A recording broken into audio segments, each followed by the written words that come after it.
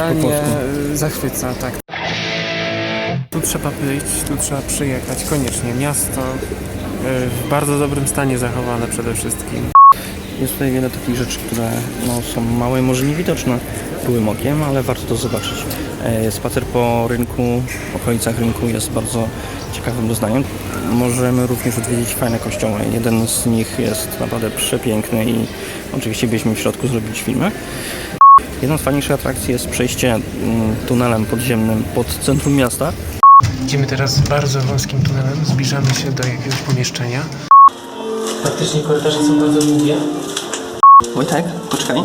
A stań prosto. Mieszczę się? Nie? No, na styk. Ciągną się te korytarze, rzeczywiście. Ale nie spodziewałeś się tego, nie? Że będzie tak fajnie? Nie spodziewałem się, że pod Starówką można takie korytarze stworzyć. No bo to było prawdziwe podziemne miasto. Trasa zaczyna się przy Twierdzy Kłodzkiej i nie należy tego mylić z tunelami pod twierdzą, ponieważ tam też są jeszcze tunele.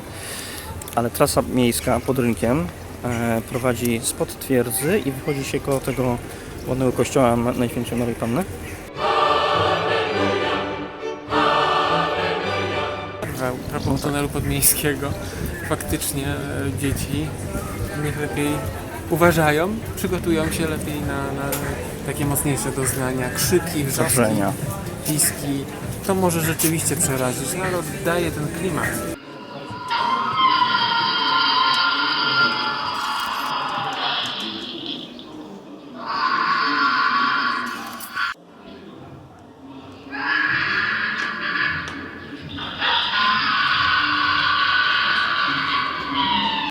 Jeśli chodzi o twierdzę, to są dwie wycieczki fajne. Zwiedzanie górnej części twierdzy można robić to z przewodnikiem, może bez, ale polecamy z przewodnikiem zdecydowanie. Od mojego ostatniego pobytu dużo się zmieniło i... Nadchodzą! Super strzał. Można teraz zwiedzać tą część szpitalną, której wcześniej nie było. Natomiast jeśli chodzi o podziemia, to naprawdę świetna zabawa. Przewodnik prowadzi po wszystkich tunelach i prowadzi łącznie do jednego najmniejszego. Ma wysokość niecałego metra, a długość 16 metrów i przychodzi się go na kłócach. Podobno jest tutaj w niektórych miejscach pół metra wysokości. Mam nadzieję, że jakoś przejdziemy. Z takich ciekawszych atrakcji jeszcze mamy mały tunel poniżej metra wysokości, nazywany Krasna. I idziemy zobaczyć, czy się tam zmieszczam. Mam nadzieję, że dobrze idziemy. O, Wojtek, cześć. Jeszcze chwilę i będziemy na miejscu.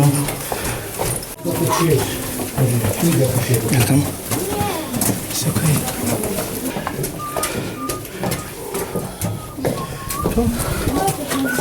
Czy to? Dlatego pamiętajcie, trzeba chodzić z przewodnikiem, nie samemu, nie ma kozaczenia, kozakowania, bo byście się zgubili. Tutaj do Krasnala, sama frajda. Weź z drugiej strony rękę drugą ręką. O. Super.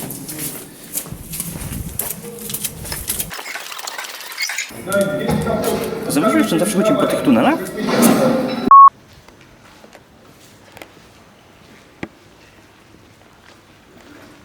Robimy małą przerwę. Jesteśmy właśnie teraz pod mostem gotyckim. No i odpoczywamy, no bo chodzimy już od 4 godzin. Bez przerwy.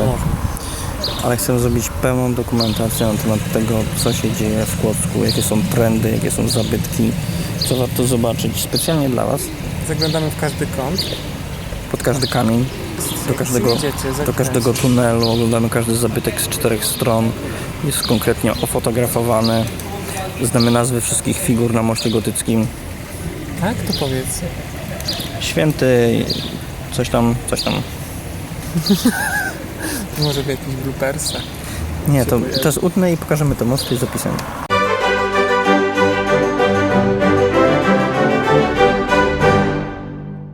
A zauważyłeś, że mam już takie szczęście, że przyjeżdżamy tutaj jak jest zimno, a wyjeżdżamy jak jest słońce?